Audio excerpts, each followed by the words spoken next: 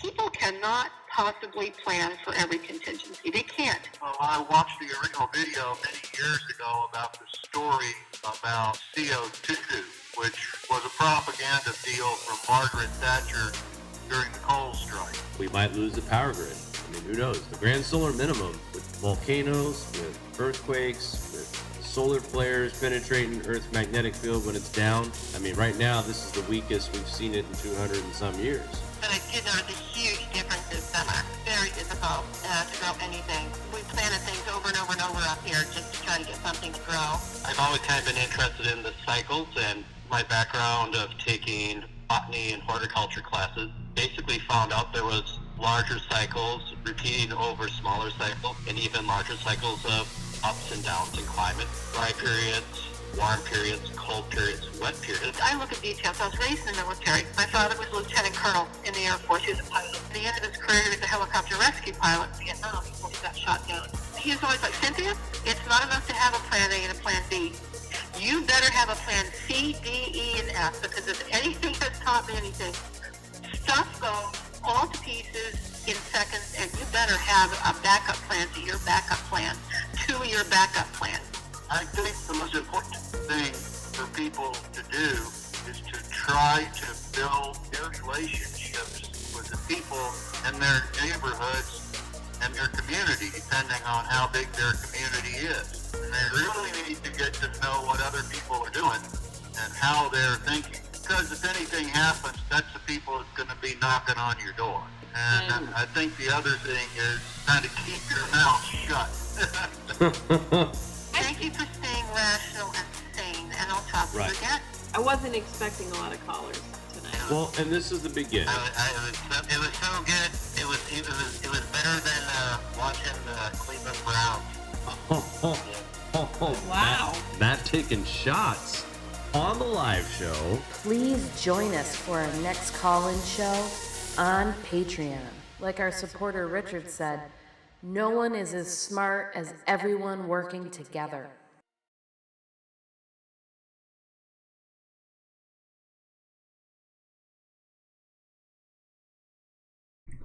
Welcome to the Grand Solar Minimum channel on Patreon. Tonight is our weekly call-in show.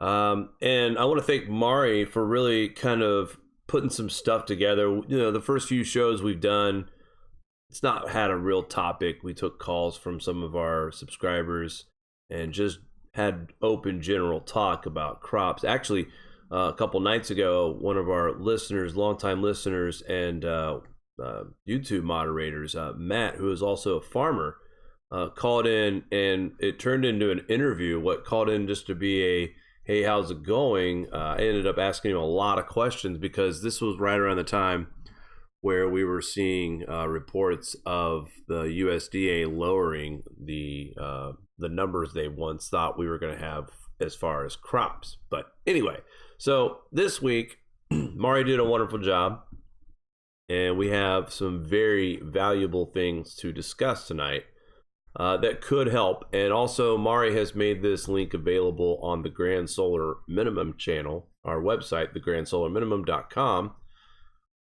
And this week, we're going to talk about some valuable, Mari, give me your proper... We can't say that. All right. So everyone knows what that is. When the bleep hits the fan. Now, Mari, the first time we talked about this, Mari actually said the word, and she said, when the blank hits the you know what.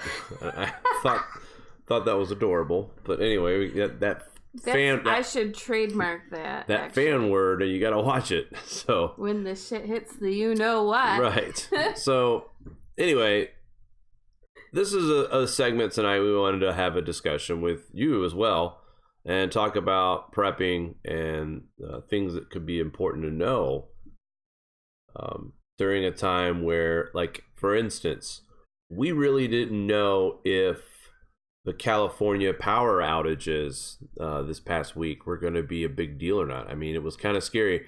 Now, I got some comment, I got some feedback, some angry people for me giving credit for having the power restored so quickly.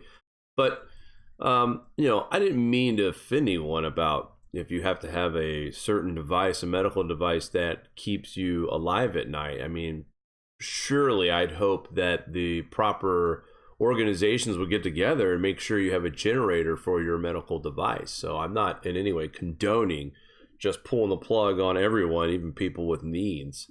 I hope, and I'd probably look into this, that these counties made prior planning towards, make sure that people that are on oxygen or other machinery that takes power, obviously, are taken care of during this short period of time without power. I thought it was a success. I don't know about you, Mari. 3 days at under 100,000 without power. I thought it was going to be worse than that. Yeah, me too. So I was happy to see the power turned on as quick as it was now. On the other hand, I haven't had time to really research the repercussions of that. Same here. And I have seen a couple articles where there's been some very big challenges, and people are really questioning whether or not this was the right thing to do. I get it. And 800,000 people, or 800,000 customers, I should say. That's not counting how many people is in each customer's home. So we could be talking about one person. We could be talking about 5. And I get it. You're going to have some huge challenges when it comes to how are we going to deal with, a real emergency if the power is out. Please forgive us for the pack of rhinos in the background. Anyway, so tonight we want to talk about prepping and all that good stuff that we should know. Any thriving society needs a number of different people with different skills. But how this looks in a post-collapse scenario is anyone's guess. And we don't have the answers. Just like Mari says at the end of the intro for the call-in show about working together. Exactly. This article I wrote mainly because Richard actually came up with the idea we should try to base our call-in shows around different concepts, ideas, and these animals are so bad. The cat's trying to crawl on the microphone, Jake. Well, Luna. Anyway, so I wasn't sure how to really start it, and we sort of tried to do that with the one article I found last week, but we got sort of derailed and sidetracked by conversation. So I don't know. I think this format might work. We'll see. But we hope people can call in and give us their thoughts, but I've put together a list of just some things to think about when you're trying to assess your prepping needs and what skills you might want to take on and learn, or perhaps even just buy a book to have on hand as a resource. Well, I went over this earlier this evening, and it's to me, this is really good basic stuff here. First aid, learning about first aid is not only something very important to when the what hits the fan scenario, it's also useful today. And then we have an example here: flesh wounds, and a brief description. The majority of what these, can we just call them shift? Or it's actually the other way around, so it couldn't be shift. It has to be shift. So we'll just say the majority of what when the crap hits Let's just talk about some medical stuff that. Well, and I'm trying to here. I mean, I don't know how we called it. I mean, this is good wording, though. I mean, we have to.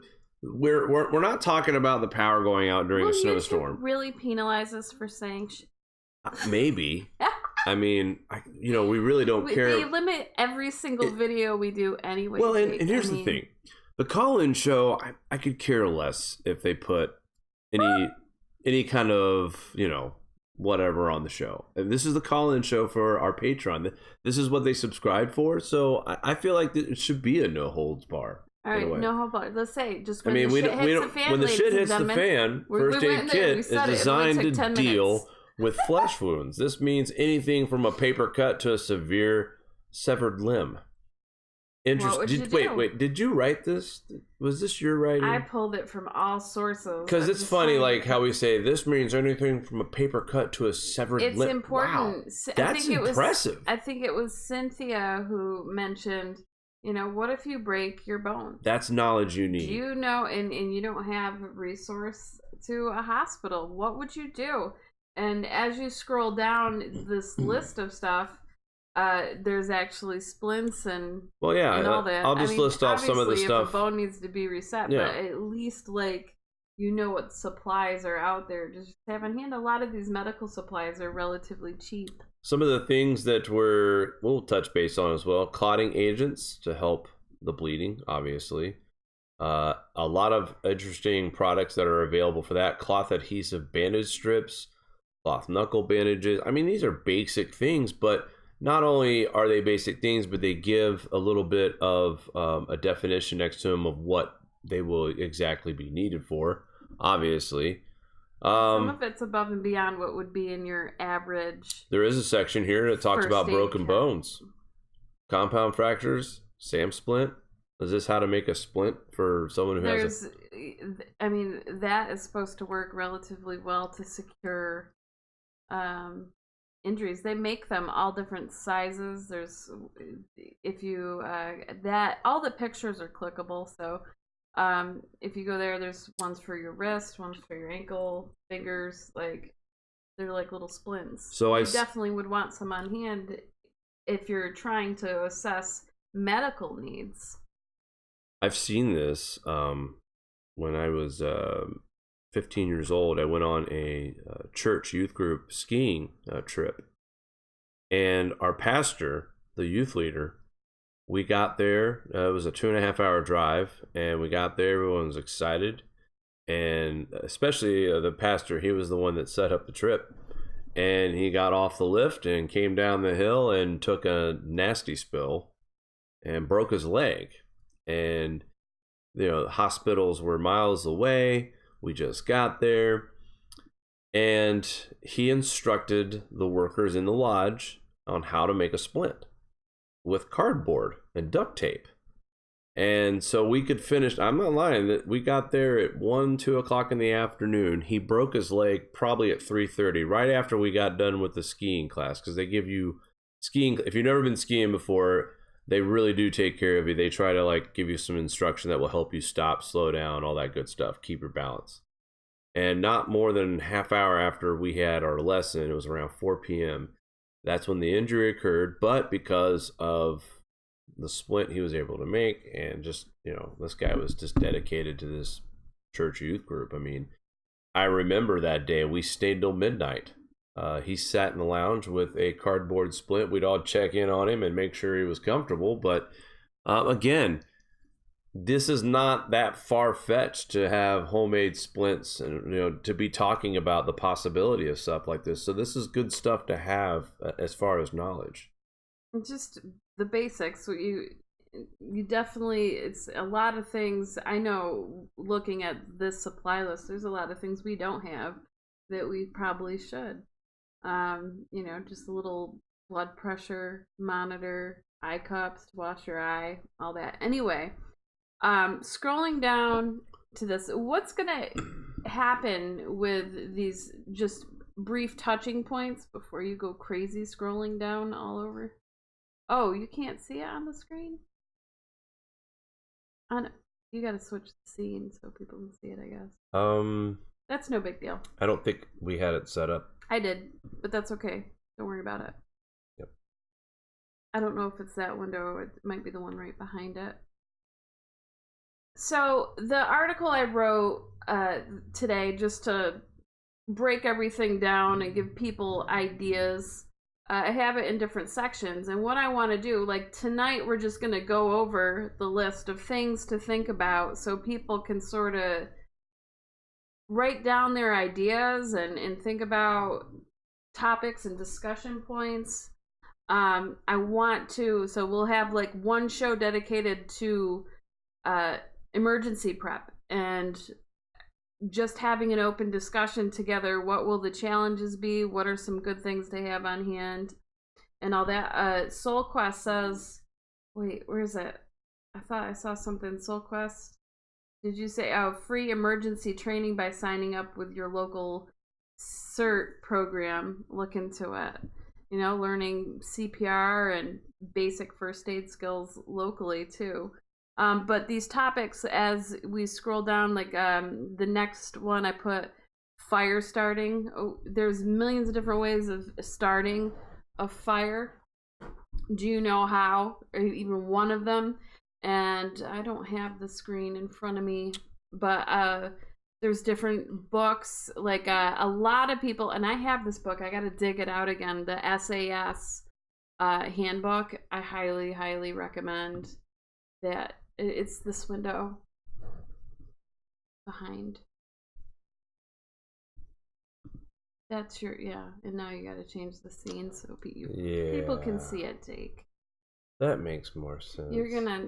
I'll sit in the driver's seat next time for you, Jake. No, that makes more sense. Oh. You're having That's why, okay, that made sense now. All right. Anyway, so, yeah, let's go ahead and show the people what we're talking about here. There we go. So, just some basic things to be thinking about, and then each one of these sections I want to break up because there's so much information and ideas.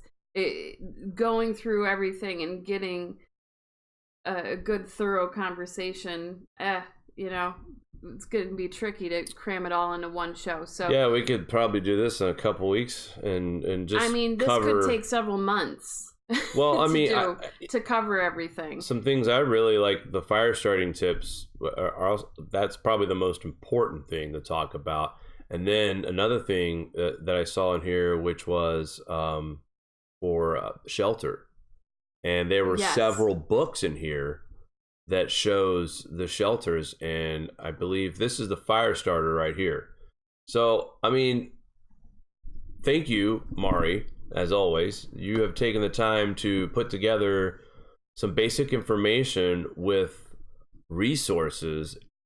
Look, guys, we've said this in previous shows that we need to start taking notes. And I think buying books are probably one of the best things that you can do right now as far as educating yourself, and just have it part of your prep list. How to build fires. Again, I'm sure we've all seen the movie Castaway and how excited, Tom Hanks was when his character created fire, and, being stranded on an island, the importance of it. Go back down to the fire one.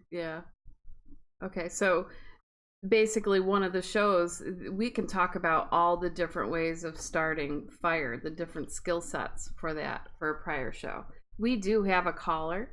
We have a couple callers. So nice. The first one I'm going to go ahead and put on. I don't think the call screener got their name, so this is a surprise, I guess. Yay. Roll the dice. Here we go. Hello. Hello? You're on the line. Hey, how you doing, man? Hi. Yeah, hi. You guys are talking about fire starting. There's a pretty good guy out there on YouTube, Corporal's Corner. Who's and this he shows again? you how to make all kinds. Pardon? Can I get your name? Yeah, my name is Brian Foltz, F-O-L-T-Z. Hi, Brian. Just wanted to How make you doing, Laurie? You're Brian with a Y, aren't you? Oh. No. No? Is it an I? I spelled it correctly. See, we're going to go ahead. B-R-I-A-N. Okay, Brian, and where are you calling from? Just outside of New Orleans in Houma. Oh, okay. Oh, nice. Nice. Go ahead. What was you going to talk about with the fire starting? Oh, the fire starting. There's a guy on YouTube that's great to watch. He has really short videos that he shows you how to make all kinds of little shelters and how to start fires and everything. It's called Corporal's Corner. We'll have to take notation in that as well. But the main thing I think tonight, too, we want to focus on is what happens if our grid's down. Do you possess the materials right now to know how to do this? We're not going to be able to watch YouTube if we go through a series of power outage and stuff like sure. that. What is it, a Ferris rod? Yeah. You scrape it with the back of your knife and it shoots sparks out and shoot it onto your material you're going to use as your starter, and then you make a little like a bird's nest out of bark or whatever, and some twigs, and that's where your fire starts at. Yeah. Are you an outdoorsman? Would you say? Yeah, pretty much. I guess. I don't know. I'm disabled. I can't walk, so I used to definitely be an outdoorsman. Now I spend most of my time in bed. Gotcha. So, what do you think about all this talk on this channel about grand solar minimum, and how if there could be a period of time where civilization might have to be more self-reliant than the conveniences that we experience today? Yeah, I hope people are listening and taking efforts to prepare themselves. It's just horrible to think how many people aren't even thinking about this thing. It is. Several people actually are doing everything they can to not censor, but just try to keep the lie alive at any cost. It's amazing. No, I know. Go ahead. Go ahead. I was just stating it's amazing to me how much firepower the IPCC has with celebrities and politicians and musicians, and the influence that they have on mainstream. Heck, they bought Greta a Tesla, the carbon clown himself, Arnold Schwarzenegger. So I was telling someone on Facebook that he should have bought her a bike. I personally get all my scientific data from AOC. So. Yeah, no, I agree. I binge watch her late night talks on Twitter, so can't get enough of that. Yeah. No, Mari said that Greta, if Greta really cared about the environment, maybe Arnold should have bought her a bike, like a bicycle. Yeah, sorry to cut you off, Mark. I didn't mean to. I don't know. I think we're kind of a little bit off on this. I speak and I don't hear you guys until a little bit later. But yeah, there's a delay. I apologize. No, that's all right. So, no worries. You guys have a fantastic show, and I thank you both so much for everything you do. Well, we appreciate you calling. All right, you guys take care. All right, see you, Brian. Bye. Bye-bye. That was some good insight, too. It's great hearing new people give us a call in. We'll have to check out that YouTube channel. And, Jeff Borders says that Corporal's Corner YouTube channel is great.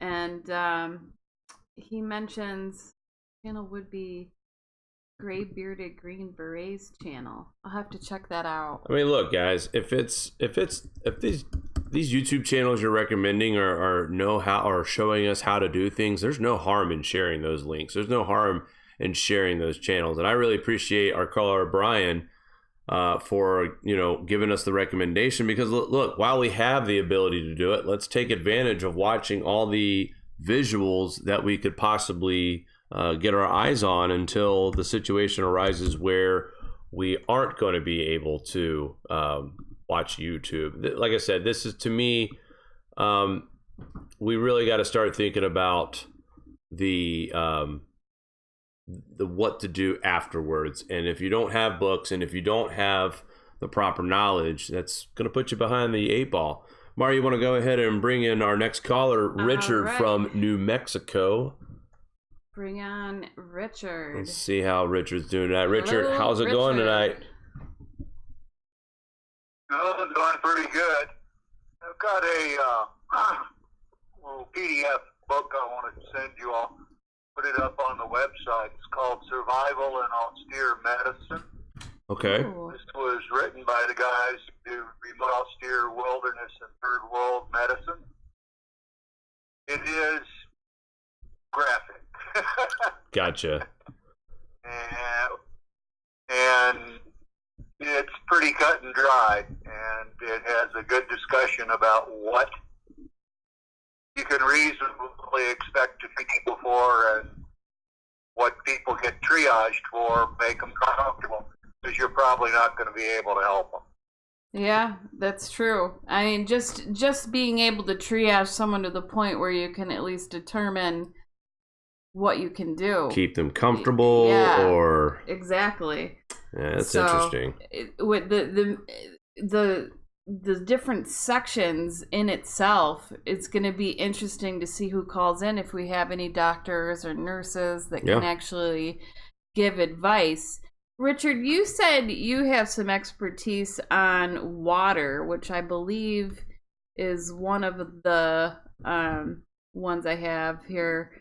One of the things on my checklist is sanitation. How do you wash your hands? How do you do the dishes? Where do you put the waste? That's a whole topic in itself, and I have a decent article I'm going to be sharing on our website next week for this one. But for the water, what kind of prep do you have in mind, or would you recommend to the GSM community when it comes to trying to find solutions with water? I think one of the things that just kind of goes by everybody is that you probably ought to identify what your secondary water source is going to be ahead of time.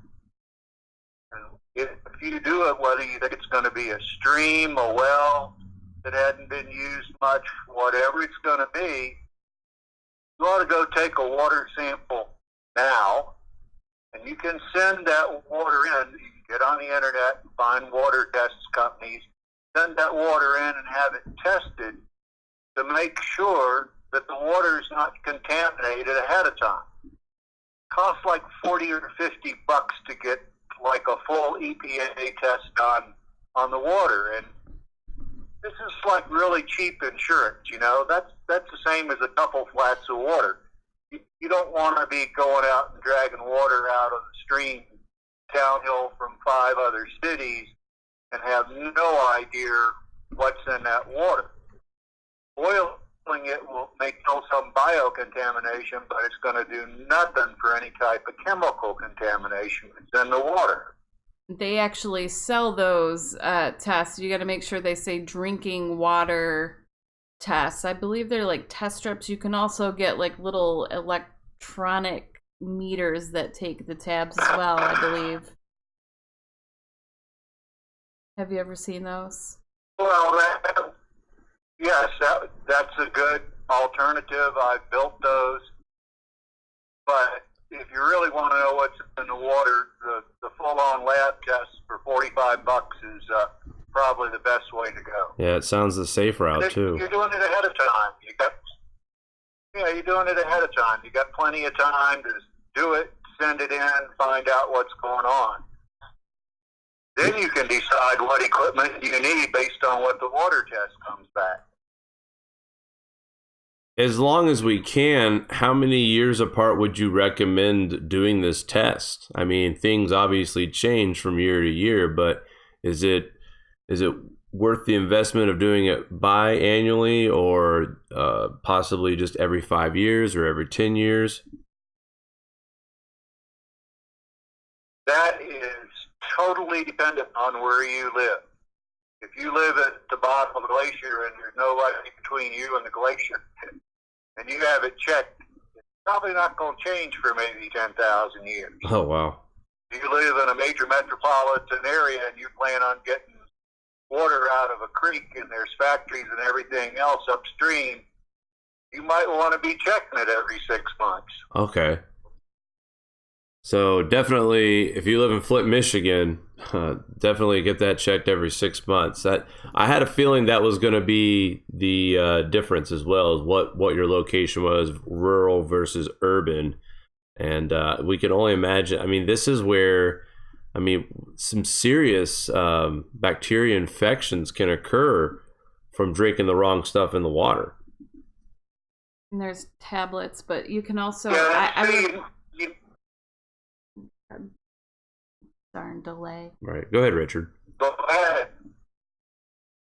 Yeah, the other point is, in most states, you can go online to the state government, to whatever their water board is. You can get a lot of information about non-biological contaminants. So like in New Mexico, if you have a well, you test it, because some of the wells around here have problems with arsenic. And arsenic is probably not something that your little test kit's going to tell you in the water. You've got to be a lot more careful about surface water and surface water wells that are like 100 feet or less deep, because they'll get contaminated by runoff. That makes sense. I recommend everyone learn how to just do the basic distilling water. There's a lot of primitive ways to distill water and purify water. Someone in the chat here, Karen, put you can purify water by putting it in a glass jar and leaving it in the sun for 6 hours. I'm not sure how well that works. I would trust more distilling the water than even water tablets. I've never heard of that. I guess you could call it sun water at that point. I don't know. Right? I don't know. Because they call it sun tea if we were essentially putting it on the porch. UV sort of. Right. Yeah, that's interesting. Leaving a jar of water out in the sun for 6 hours. The sun does sterilize. Well, I'm sure to a degree. I put out rugs and all that to sort of. I'm just being a smart aleck, you know me. But I don't know. Like, I would trust, I think, distilled water over solar bleached water. Absolutely. I don't know.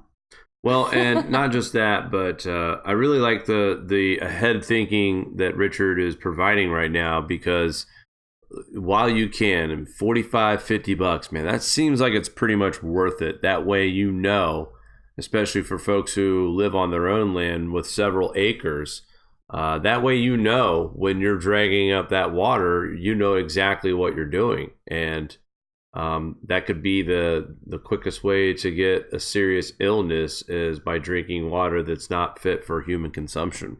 And Jeff Borders says distilled water is too pure. It's missing the needed minerals. So interesting. That's another thing. Who knows? You have to balance nutrition. That's a whole nother topic in itself. Yeah, that's a whole nother topic I want to cover. Steam distilling water. Steam distilling water will make pure water, and other than for very short-term use, yeah, you're going to have health problems, because just like water absorbs minerals, if it has no minerals in it, it's going to take them back out of your body. You got to be careful about steam distilled water. Oh, wow. So there's a lot of careful planning that really, and I mean, you know, this is probably something we'll probably be covering on the show for a couple of weeks at least, because this is stuff that we all should be thinking about ahead of time. What a way to, you know, you can die if you drink the wrong kind of water, and all from just not having this. Just get very sick. Plan ahead prepping here and doing the right steps now while we can. That way we are not poisoning ourselves and our families. But very interesting perspective there from Richard. Like I said, Mari says, yeah, water expert for sure. You can also, I would recommend having, someone mentioned salt in the water to try to give it some mineral content. And also iodized salt is important to have on hand, because a lot of people these days lack iodine in their diet. Well, and we had somebody, I think it was either Matthew Stein. I almost remember Matthew Stein talking about how the importance of iodine is going to be. That was Dr. Circus. Oh, it was Dr. Circus. Yeah, you're Dr. right. Circus. He says we got to get that interview out. He really goes in. Well, the thing is, my computer crashed and I lost a lot of stuff, and I have one hard drive I have to try to recover. So I have 2 interviews. But Dr. Circus, he was pretty big on baking soda for medicinal purposes, and I'm sure has that was some a good talk. We'll have to cover the very many properties of baking soda, and it's cheap and it's great to store. Pretty much you can use it for anything. So that turned into a very prepper-like conversation, as he was talking about a lot of natural remedies for the future and stuff. Richard, was there anything else you'd like to add before we move on? All right, buddy. Good night. Well, we always appreciate your phone calls and when you call in. And again, great insight on some advice about water. We call back next week. I'm sure we'll try to pick another topic, but it'll definitely be on prepping still at this point because Mari, I think, found a treasure trove of information, and I'd like to get your opinion on a lot of this stuff as well. So thanks again for calling tonight, bud. Okay, I'll see if I can attach this medical document to the website for you all. Oh, Yeah, that'd be great. absolutely. We'll put that up. If you can't, just email it to me. I'm working on redoing the group forums. He's probably talking about the GSM social side of it. Yeah. So he'll probably just leave the PDF in the social. He can leave it on his profile. But yeah. I'm rebuilding the GSM forums to be Gotcha. more user-friendly with categories and attachments so we can sort of set up a library of files because there's a lot of great information and I need to better organize the site so we can have one consolidated place for people to contribute to sort of the GSM library of documents. It will get there. So Very close to be having that done. this stuff is neat. This section here on shelter, none of us plan on bugging out. We need to be ready if we need to. Learning how to build a shelter may be one of those things you never need to do, but if you ever need to do, you'll be glad to know how. This is the kind of stuff here. A book, again, Wilderness Shelters and How to Build Them. Paperback, $3.55. I mean, a very, very affordable form of information here, folks. Survivor Show. Let's see what this one is. I wish they had a bigger description, but $8.99. I mean, again, this stuff is affordable. It's not like we're trying to push these gigantic, highly priced books, but the more we look at, the more we read. If the shit does hit the fan, you're not going to have the internet. Nope. So you want books not an and option. you want your own little personal go-to library of these little books that can give you tips, whether you memorize it or not. Just have them there as a resource. I also recommend atlases of your local terrain. Maps. Yes. I used to play at my grandmother's house, fascinated, like going through her atlas and her encyclopedias and all her reference books. And it wasn't until, I would say probably 5 years ago, I started thinking, I don't have an atlas in my house. Google Maps has taken over my need to ever look at a map. And it really sort of made me think, I need an atlas just to have on hand for reference. And I was fascinated with how much data is stored in just an atlas. All the ponds, all the lakes, all the rivers, what fish are where, where to hunt, what's where. It's so resourceful. Look at you. Are you? I love this. Jake? This is some serious stuff here. I mean, it's basic, but I can only imagine how handy this would be. And like I was talking about from the movie Castaway, when Tom Hanks was thrilled about making a fire. I mean, what do you think he could do with this little kit right here?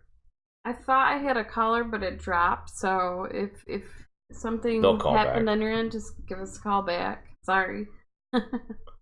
I mean, again, good stuff to have here on the website anyway, because we need to start focusing more on prepping, and we've been trying to launch that for a long time, and I think this is a good step. This is basically, in my opinion, the 101 for preppers on how to get started. I mean, just things as little. I mean, look, guys, sewing kit. Yeah, again. And there's even more stuff that I need to add to this. Little things like sewing needles, buttons, snaps, maybe a replacement zipper. Have these things on hand just because they'll be useful anytime. I mean, let's think about this for a minute. And again, what if you bought 2 or 3 of these? Well, a lot of these things are things a lot of people don't have, but they're useful to have whether or not anything happens anyway. just to have this kind of stuff on hand. Okay, so I was going to say one of the things I have to add to this article is things like fishing line, fish hooks. Yeah. Well, that's an important part of eating. Really cheap little things you can keep on adding. A lot of times when people haven't prepped and are just getting started, it's overwhelming to the point where it freezes the person and they don't do anything prepping. But it doesn't matter really what your budget is. You can accommodate and find things to do, little things here and there that'll add to your start prepping. now. Fish hooks are cheap. Get something here and there. Sinkers are cheap. Bobbers are cheap. You don't necessarily have to own a fishing pole. You can make a fishing pole. Part of the bottom of this article is also thinking outside of the box ideas. Things you can MacGyver. Trying to be resourceful with your supplies and what you have. This is an interesting part of the article because we really don't give solar and wind any credit for any kind of backup energy. But I've always said this: if you have a system for your own home and you're not having to be forced to be put your power a part of a grid, I do believe that solar and wind could work for a family of 4 to 6 if they had the right equipment. This idea of everyone, putting solar and wind on the main power grid, that no one has found a technology yet that works. And an example of that is, Elon Musk and Solar City. I think that is actually a complete failure now. I don't even think they're going to be able to survive as a company. So that brilliant idea of a project that was to build a city that's run on solar only. That was just a cash grab. Fortunately, that's look true. Look at who we're talking about. Also, if you do a solar panel array, don't hook it up to the grid. And unfortunately, in a lot of cities, that is something that's not allowed by law. They have made it so you have to plug into the grid if you have these solar panels. Just rotten red tape. So if you have a way to, if you do install it and have to connect to the grid, maybe, I don't know what the legalities of having some kind of switch that can easily take it off the grid for it to be functional, perhaps. And I don't know enough about that. Right. Lee Wilberger would probably be the man to talk to about that. Well, and I'm glad you mentioned Lee, because he was talking to me about his solar yacht, and just the other day we were talking, and the amount of energy that was made on his boat from the solar panels just a couple days ago was something god awful. Like in 3 hours, it was, usually he's got a good amount of energy. He was literally stuck where he was because the boat didn't have enough power to function at the time. And he'd said the whole time that he has been running this boat, he has never seen solar output so low that it's taking a lot longer for the batteries to charge back up. And this has a lot to do with, of course, cosmic ray increasing, with more cloud coverage. This is also right around the time that this tropical depression Melissa was starting to develop right off the East Coast. The winds were picking up, but a lot of cloud coverage. And that also got us to talk about how we've noticed here lately, I'm sure you folks have too, but it will be 2:00 in the afternoon and I have to turn a lamp on in my living room. I mean, the cloud coverage, the sunlight is just not as bright as it has been in the past, in my opinion.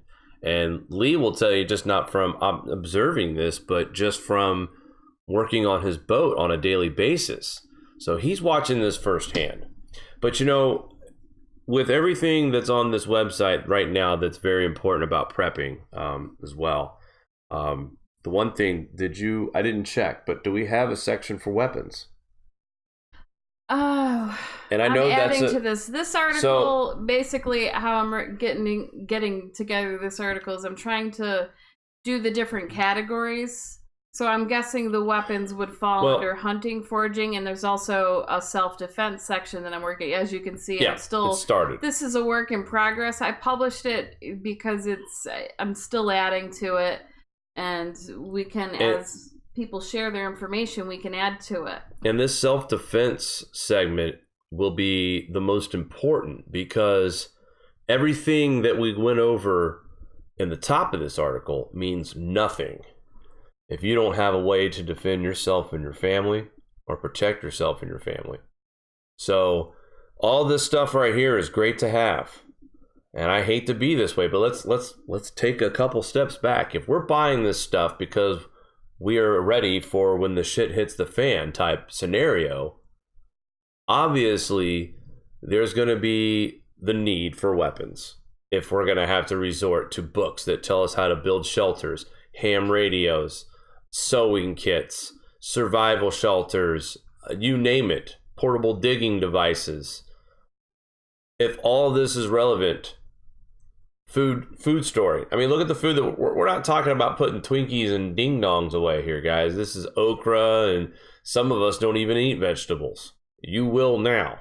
I will now. Also, there's another book I want to put on here about fermented foods, because fermenting foods is another way to preserve and store, and has a lot of nutritional value and goodness.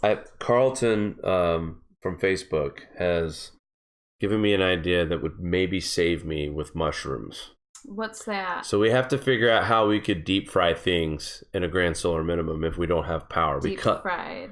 There are a certain type of mushroom, and I don't know if he's watching or not, but if he sees this, hopefully he'll put it in the comment section. But there was a certain mushroom that you could deep fry, and the texture and the taste is the same as bacon. So I would eat. You would go with that? If it tastes like bacon, yes. You like my cooking.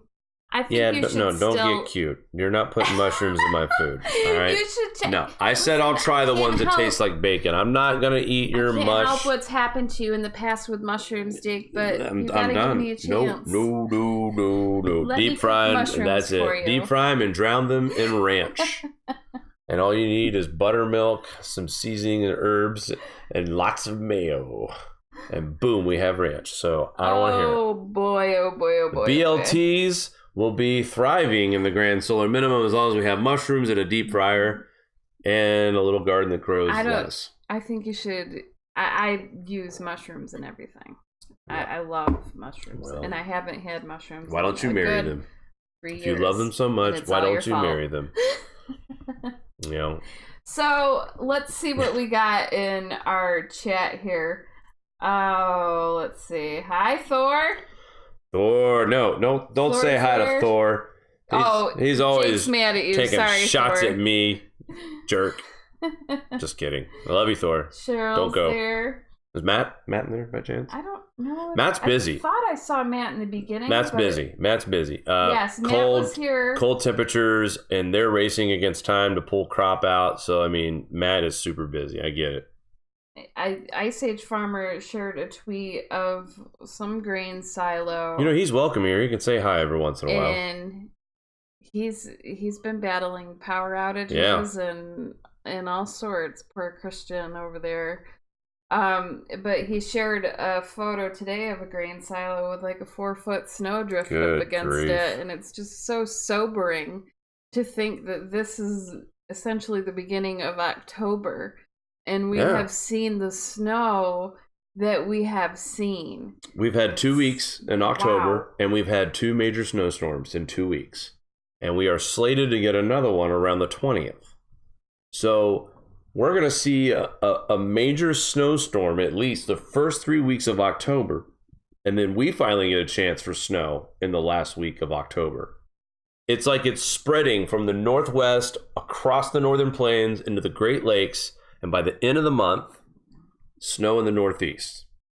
Mari does not like my prediction, but I told her I'm sorry, we'll be trick-or-treating this year, either during some snow flurries or with light snow already on the ground. Flurries? Flurries. What are you going to be for Halloween, Jake? I'm going to be probably Bill Nye. Shut up. I want to scare as many people as possible. I think we should have a Halloween show on GSM, Jake. In costume, on camera. Well, we'll see. I don't know. Wouldn't that be fun? I don't think so. But, no, everyone would be like, God, these two are lame. But no, what is wrong with them? I think the scariest costume you could be for Halloween is either Al Gore or Bill Nye. They scare the hell out of people on a daily basis. We don't want to include Greta because it's not her fault. So let's not make Halloween costumes of Greta. But we could include Arnold. We could get Arnold in. Maybe I'll be crazy Nancy Pelosi. Ooh. Get some wrinkles. Maybe I'll be crazy Chuck Schumer. We could do the Chuck and Nancy. Donald Trump. I'll figure out how to do Chuck Schumer. All right, don't you worry about it. I can. So maybe Nancy and Chuck. We're sorted out for I know Halloween. Everybody in the chat right now and listening to the show is like, "That's it. I'm unsubscribing." We just lost all our viewers. Yep. They're like, everybody's like, "Did we really?" Goodbye. No, wouldn't surprise me. Like, just don't you dare even joke about it. We just lost about 60 of them. Yeah, well, we're not talking about GSM. Anyway. Sorry. So off topic again, but that's all right. But no, seriously, the most important part to this list of prepping items, and thankfully Mari did include it. She started, like I said, this is just beginning, but she did include self-defense. And without self-defense, all of that stuff we've mentioned tonight above means nothing.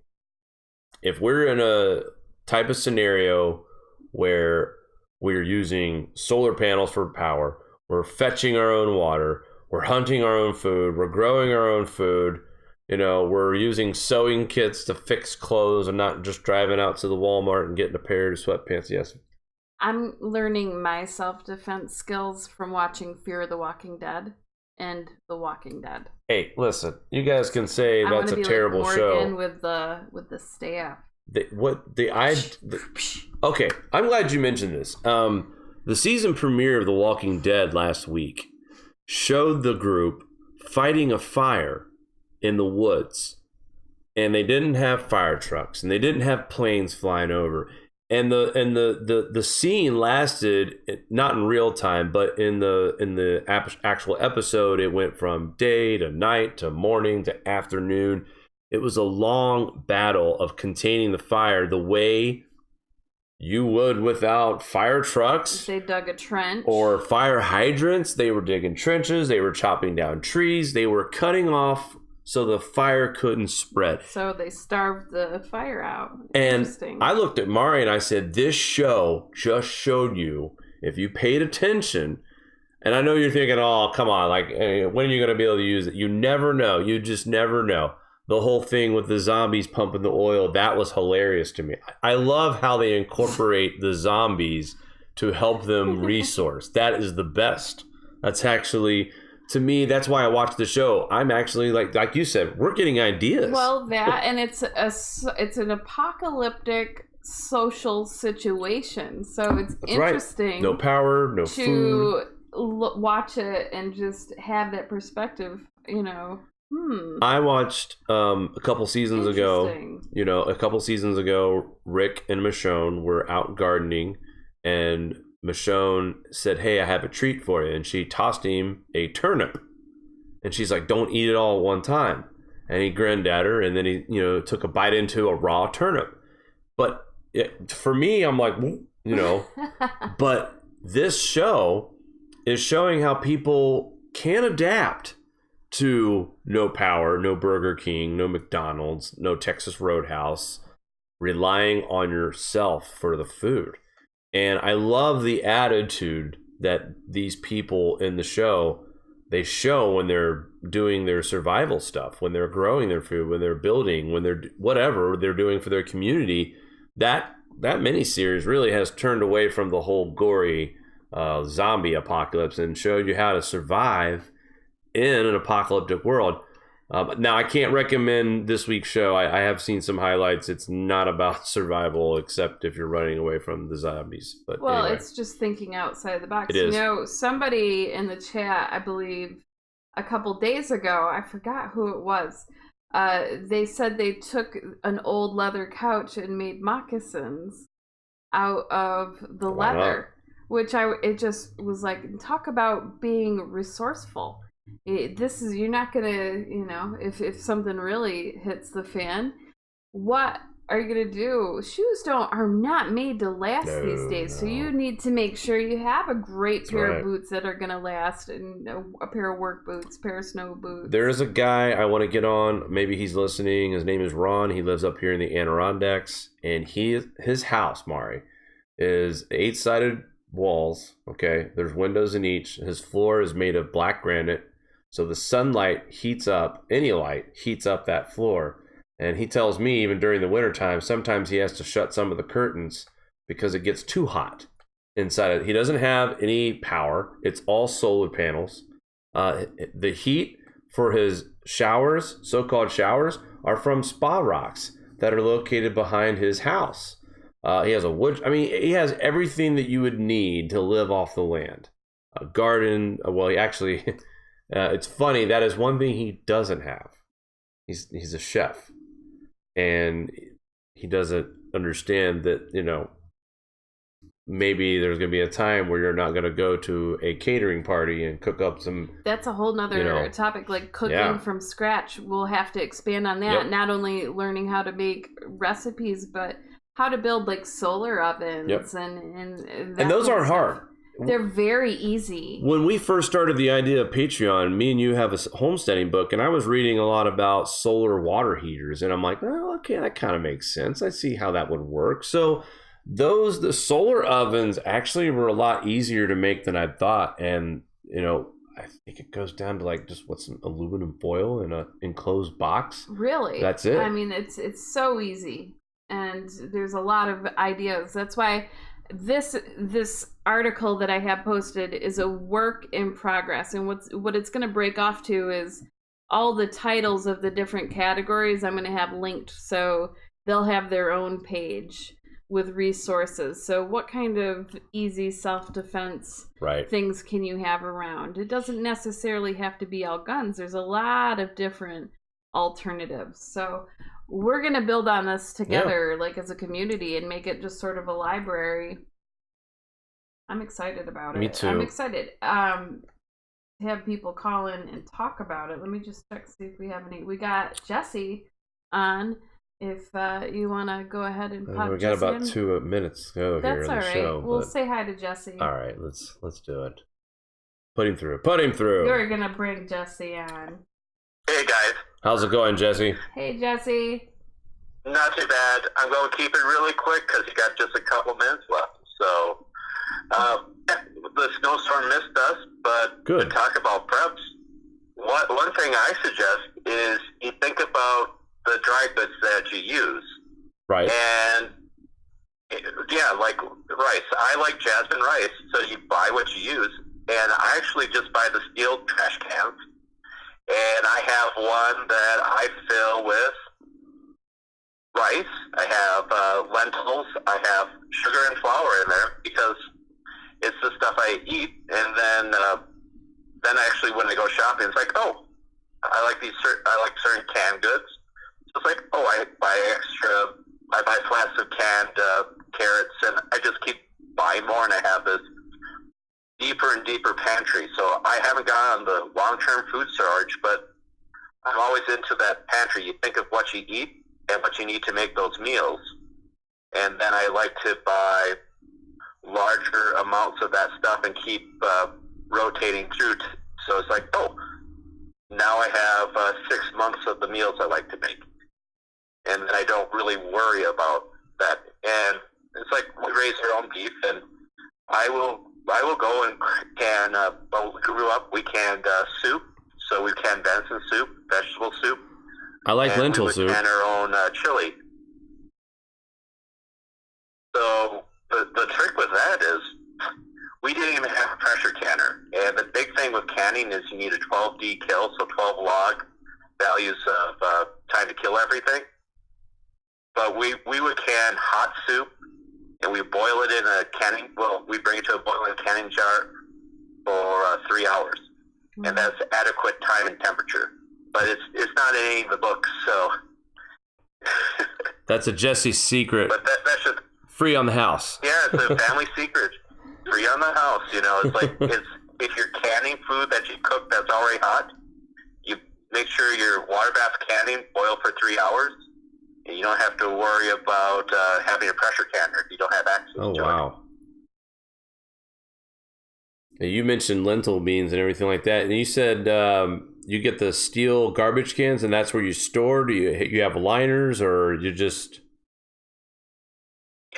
No, I just keep it in the original bags in a steel garbage can, because if there's anything where you have a potential of rodent issues, they will chew through a plastic bucket, but they will leave the stuff in a steel trash can alone. Yeah, you think? So, yeah, you think you're going to be hungry? Imagine the wildlife. Exactly. And right now, it's a good time for, it's fall. Everybody's raking up the leaves. One easy prep you can do is pick where you're going to have your garden next year and go and ask your neighbors and for their leaves, and then pour out all the leaves over your garden and let that rot down. And you'll have leaf mold. It's an old technique for providing nutrients for your garden. Just avoid any of the walnut leaves or other leaves that are very heavy in tannins, but walnut especially, because it's got the juglone, and that prevents different crops from growing. Does that also help keep the soil temperatures at a better temp as well, since you have that layer covering? Mm-hmm. You will insulate the soil. It won't freeze as deep. You may want to clear it off a little bit in spring if you want to get the soil to warm up faster, but it will also encourage the worms to come up and eat the leaves, aerate the soil, bring the nutrients back down.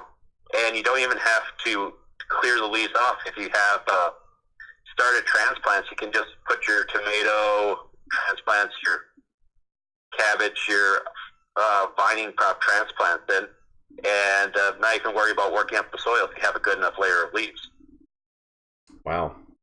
Well, I know we have plenty of leaves to go around for our property. Well, we're in the Adirondacks, so it's like tree heaven. It is.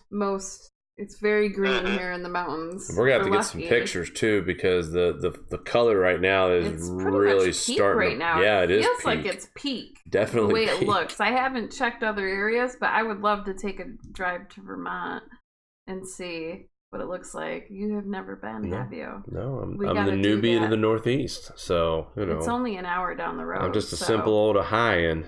It's down the road, and the mountains are, like, breathtaking. I definitely love it out here, though. Definitely beautiful scenery. I get to watch my son play football at some of these smaller town schools, and their football field is just in the middle of a park somewhere with mountains surrounding us. And today, the pictures or the leaves, the colors that I saw surrounding this football field with mountains in the background, absolutely breathtaking scenery up here in the Adirondacks. So. Well, Jesse, thank you for calling in, and we need to get you on the program a little earlier in the night. So, yeah, when are we going to do that?